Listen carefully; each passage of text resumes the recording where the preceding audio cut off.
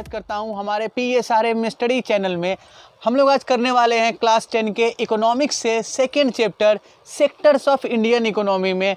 आज का टॉपिक है हम लोगों का ऑर्गेनाइज्ड एंड अनऑर्गेनाइज्ड सेक्टर और पब्लिक एंड प्राइवेट सेक्टर्स। ठीक है, हम लोग दो चीज़ें आज कवर करेंगे। सबसे पहले हम लोग देखेंगे ऑर्गेनाइज्ड एंड अनऑर्गेनाइज्ड सेक्टर्स क्या होते हैं, इनके फीचर क्या है, और फिर हम लोग देखेंगे पब्लिक और प्राइवेट सेक्टर्स में पब्लिक एंड प्राइवेट सेक्टर्स क्या होते हैं, इनके डिफरेंसेस क्या हैं, इनके फीचर्स क्या है। ठीक है, तो आइए शुरू करते हैं। हम लोग सबसे पहले देखते हुए चलते हैं ऑर्गेनाइज्ड सेक्टर। लोग देखते हुए चलते हैं ऑर्गेनाइज्ड सेक्टर्स, और आप ऑर्गेनाइज्ड सेक्टर्स को संगठित क्षेत्र भी कहते हैं हिंदी में। देखिए, ऑर्गेनाइज्ड नाम से ही क्लियर है कि यहाँ पे सारी चीज़ें एक वेल मेंटेन्ड ऑर्डर में होंगी, ऑर्गेनाइज्ड वे में होंगे। ठीक है, जैसे आप बात करते हैं ना, तो ऑर्गेनाइज्ड सेक्टर्स में वैसे फर्म, वैसे इंटरप्राइजेज या वैसे वर्क प्लेस आते हैं जहाँ पे वर्कर और वर्कर के जो एम्प्लॉयर हैं, ठीक है, उनके बीच का जो रिलेशन है ना, वो क्या होगा, वो वेल डिफाइंड रिलेशन है। उनके बीच में एक फॉर्मल रिलेशन है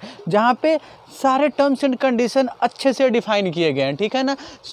So organized sector covers enterprises or places of work which have formally defined terms and conditions of employment। देखिए, जो एम्प्लॉयर है और एम्प्लॉई है, उनके बीच के जो काम के लिए जो टर्म्स एंड कंडीशन है, सारे टर्म्स एंड कंडीशन डिफाइंड होंगे। ठीक है, जो जॉब होगा ना, वो रेगुलर नेचर का जॉब होगा, रेगुलर जॉब होगा, और वर्कर्स को ना जॉब सिक्योरिटी वो मिलती है यहाँ पे।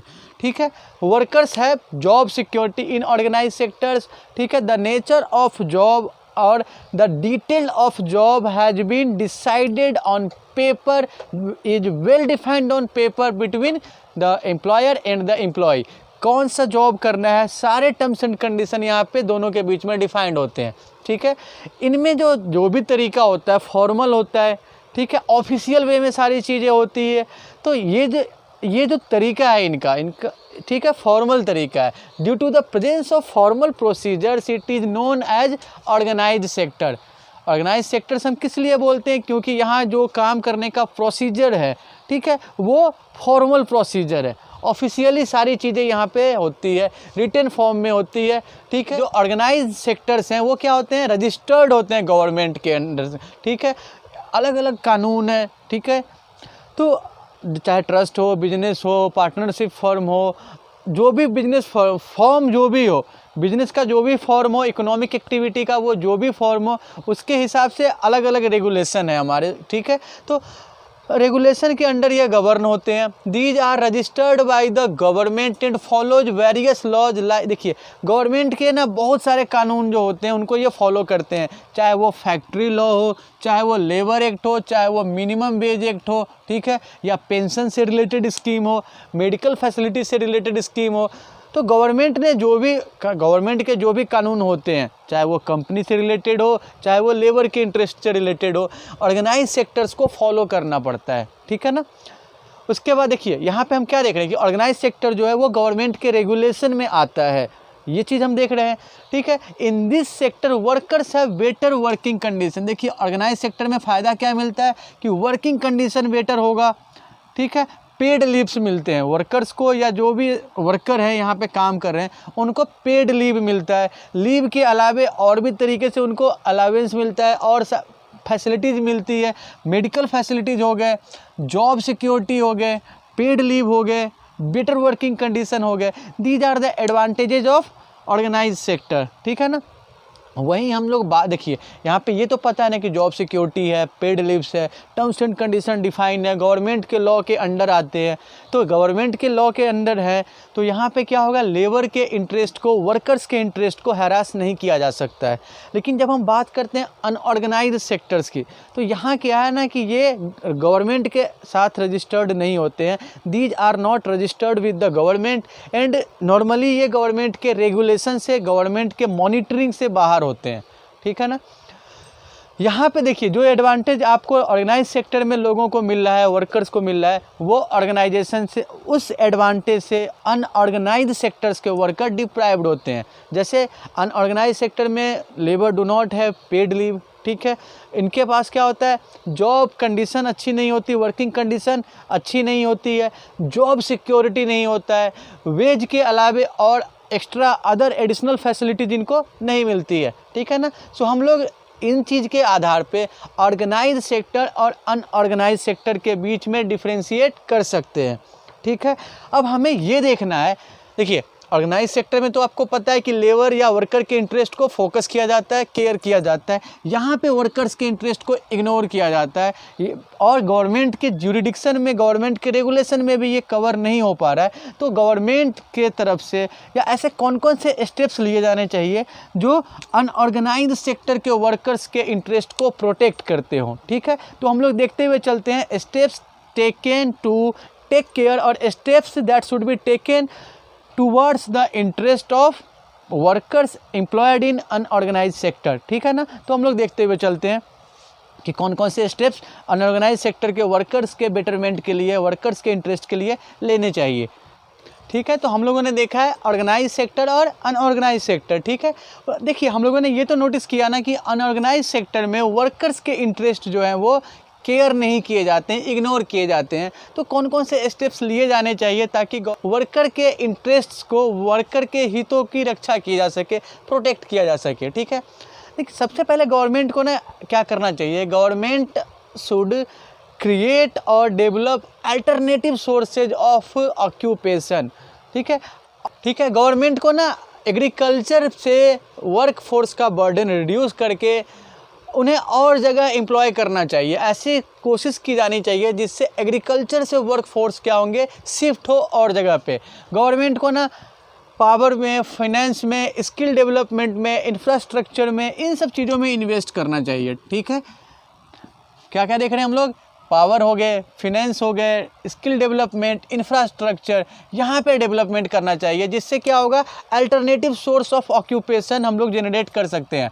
Development of alternative sources of occupation beside agriculture, for this purpose government should develop other activities of economy. Agricultures के अलावे अदर सोर्सेज ऑफ ऑक्यूपेशन हमें अगर जनरेट करना हो, गवर्नमेंट को जनरेट करना हो, तो गवर्नमेंट को कहाँ कहाँ इन्वेस्ट करना चाहिए, गवर्नमेंट को इन सेक्टर्स में इन्वेस्ट करना चाहिए, ध्यान देना चाहिए, ठीक है। साथ ही साथ हम लोग क्या देखते हैं कि पब्लिक वर्क्स प्रोग्राम स्टार्ट करने चाहिए, जैसे रोड बना रहे हैं आप, ठीक है, गवर्नमेंट रोड बनवा रही है तो लोगों को काम मिल रहा है, इरिगेशनल कैनल्स बन रहे हैं, लोगों को काम मिल रहा है, तो ठीक है, उसका एडवांटेज भी मिल रहा है, साथ साथ लोगों को जॉब भी मिल रहा है। So public work programme like construction, digging for irrigation and canals and similar work should be promoted by government। साथ ही साथ देखिए जो अनऑर्गेनाइज सेक्टर है वहाँ पे सिक्योरिटी नहीं है वर्कर्स के पास, तो गवर्नमेंट की तरफ से क्या करना चाहिए, ऐसे स्टेप्स लेने चाहिए जिससे अनऑर्गेनाइज सेक्टर के वर्कर्स के इंटरेस्ट को प्रोटेक्ट किया जा सके। तो ऐसे बहुत सारे स्कीम हैं गवर्नमेंट की तरफ से इनिशिएट किए गए हैं जो अनऑर्गेनाइज सेक्टर के लोगों को क्या करते हैं, इंश्योरेंस कवर देते हैं, उनकी रक्षा करते हैं, उन्हें पेंशन देते हैं, ठीक है। साथ ही साथ उन्हें क्या करते हैं, हर मंथ ना हेल्प भी किया जाता है गवर्नमेंट की तरफ से। तो ये हाँ हम लोग देख रहे हैं गवर्नमेंट की तरफ से कौन कौन से स्टेप्स लिए गए हैं। अब हम लोग देखते हुए चलेंगे पब्लिक और प्राइवेट सेक्टर्स को, ठीक है। तो आइए पब्लिक और प्राइवेट सेक्टर्स को देखते हुए चलते हैं। तो हम लोग ना ऑर्गेनाइज्ड और अनऑर्गेनाइज्ड सेक्टर के डिफरेंस को देखने के बाद अब देखते हैं पब्लिक सेक्टर और प्राइवेट सेक्टर्स, ठीक है ना।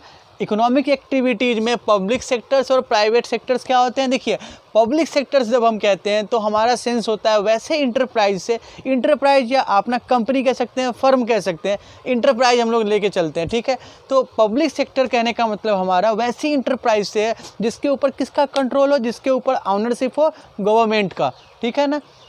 जैसे हम लोगों ने पढ़ा था ना ज्योग्राफी का जो चैप्टर है पहला, रिसोर्स एंड डेवलपमेंट, तो वहाँ पे हम लोग ना resources on the basis of ownership पढ़ रहे थे, याद है ना।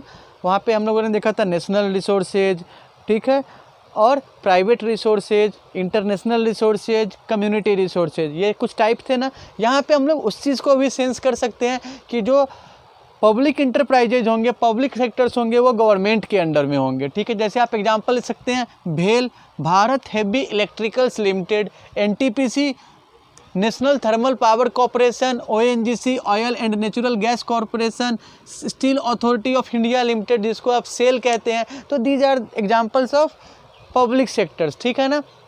वैसे ही हम लोग प्राइवेट सेक्टर की बात करते हैं, नाम से क्लियर है कि प्राइवेट सेक्टर पे गवर्नमेंट का कंट्रोल नहीं होगा।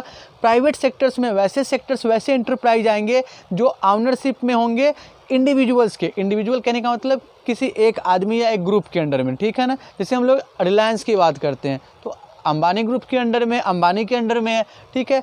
बिड़ला हो गए, हीरो ग्रुप्स हो गए, ठीक है, जो भी इंडस्ट्रियलिस्ट हैं उनके ग्रुप हैं। तो these are owned by individual और ग्रुप ऑफ इंडिविजुअल्स, ठीक है। यहाँ पे गवर्नमेंट की ऑनरशिप नहीं होगी, कुछ लोग होंगे या एक आदमी होगा, उसके अंडर में ये फर्म होंगे, उसके अंडर में ये इंटरप्राइज होंगे, ठीक है। आप एग्जांपल ले सकते हैं ना, हिंदुस्तान यूनिलीवर, एयरटेल, रिलायंस, ठीक है। ये सारे क्या हैं, प्राइवेट सेक्टर्स के हैं, ठीक है। वैसे ही आप देखिए पब्लिक सेक्टर्स का जो प्रीडोमिनेशन देखिएगा, पब्लिक सेक्टर्स का ज़्यादातर कंट्रीब्यूशन आपको दिखाई देगा जो इंफ्रास्ट्रक्चर से रिलेटेड काम है या जो कोर एक्टिविटीज़ है गवर्नमेंट का, वहाँ दिखाई देगा आपको। जैसे माइनिंग हो गया, पावर जनरेशन हो गए, हेल्थ केयर हो गए, एजुकेशन हो गए, ऐसी चीज़ें जो इंफ्रास्ट्रक्चर या कोर एक्टिविटी ऑफ इकोनॉमी से जो रिलेटेड हो, इकोनॉमी के कोर एक्टिविटीज़ से जो रिलेटेड होते हैं, वहाँ पे आपको पब्लिक सेक्टर्स का प्रीडोमिनेशन ज़्यादा दिखाई देगा, ठीक है ना। डिफेंस भी आप ले सकते हैं इसमें, ओके। वहीं हम प्राइवेट सेक्टर की बात करें तो देखिए जो प्राइवेट सेक्टर्स है ना, उनका आपको दिखाई देगा प्रीडोमिनेशन जो कंज्यूमर गुड्स या सर्विस है उनके प्रोडक्शन में ज़्यादा दिखाई देगा। साथ ही साथ आप क्या देख रहे हैं, एग्रीकल्चर में, ट्रेड में, होटल्स, मैन्युफैक्चरिंग ऑफ गुड्स, तो इन सब चीज़ों में आपको प्राइवेट सेक्टर्स का प्रीडोमिनेशन ज़्यादा दिखाई देता है, ठीक है। हम ना गवर्नमेंट की बात करते हैं, पब्लिक सेक्टर्स के रोल की अगर बात करें तो देखिए पब्लिक सेक्टर में या गवर्नमेंट की बात करते हैं तो वो अपना रोल कैसे प्ले कर रहे हैं, ठीक है। It is done by developing means of, देखिए गवर्नमेंट क्या करती है, इंफ्रास्ट्रक्चरल फैसिलिटी प्रोवाइड करती है, ट्रांसपोर्ट हो गए, पावर हो गए, कम्युनिकेशन हो गए, रेलवे, रोड, ब्रिज, ये सब गवर्नमेंट अवेल करती है, गवर्नमेंट कंस्ट्रक्ट करती है, गवर्नमेंट प्रोवाइड करती है, ठीक है ना। साथ ही साथ क्या करती है गवर्नमेंट, जो इकोनॉमिकली बैकवर्ड रीजन्स हैं, जैसे आप देख रहे हैं ना कि अपने इंडिया में पंजाब, हरियाणा, महाराष्ट्र, गुजरात, ये सब इकोनॉमिकली काफ़ी डेवलप्ड है।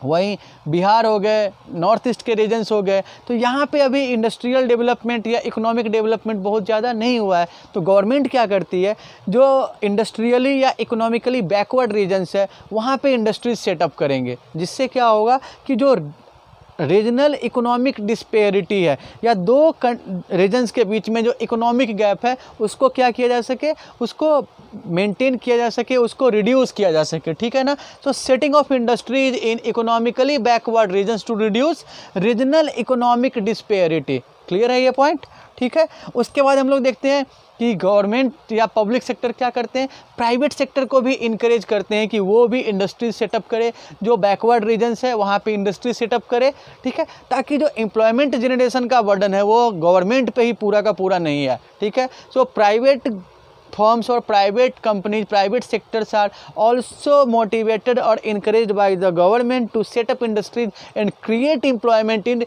economically backward regions, ठीक है ना। उसके बाद देखिए जो पब्लिक सेक्टर है वो एजुकेशनल और हेल्थ केयर फैसिलिटीज़ भी प्रोवाइड करते हैं। साथ ही साथ जो प्रॉब्लम है सोसाइटी में, जैसे न्यूट्रिशंस हो गए, हेल्थ केयर में देखते हैं तो IMR हम लोगों ने पढ़ा इकोनॉमिक्स में, पहला चैप्टर ही देखा था हम लोगों ने, इन्फेंट मोर्टेलिटी रेशियो, ठीक है। ये हो गया mail nutrition, safe drinking water, housing, sanitation, ये सारी चीज़ें भी कौन देख रही है, गवर्नमेंट देख रहे हैं। तो हम लोगों ने क्या देखा यहाँ पे, role of public and government sector, ठीक है। तो देखिए आज इस वीडियो में हम लोगों ने देखा है ऑर्गेनाइज्ड एंड अनऑर्गेनाइज्ड सेक्टर के डिफरेंस को, उनके फीचर्स को, साथ ही साथ प्राइवेट एंड पब्लिक सेक्टर्स को देखा हमने, इनके डिफरेंस क्या है, इनके फीचर क्या है और पब्लिक सेक्टर्स का रोल इकोनॉमी में क्या है, ठीक है। तो मैं उम्मीद करता हूं कि इस वीडियो को आप काफ़ी अच्छे से समझ चुके होंगे और अगर कोई प्रॉब्लम आती है तो आप प्लीज़ स्क्रीन पर फ्लैश हो रहे नंबर पर अपने प्रॉब्लम शेयर कर सकते हैं। और अगर ये वीडियो आपको पसंद आया तो आप प्लीज़ हमारे चैनल को लाइक और सब्सक्राइब कर देंगे।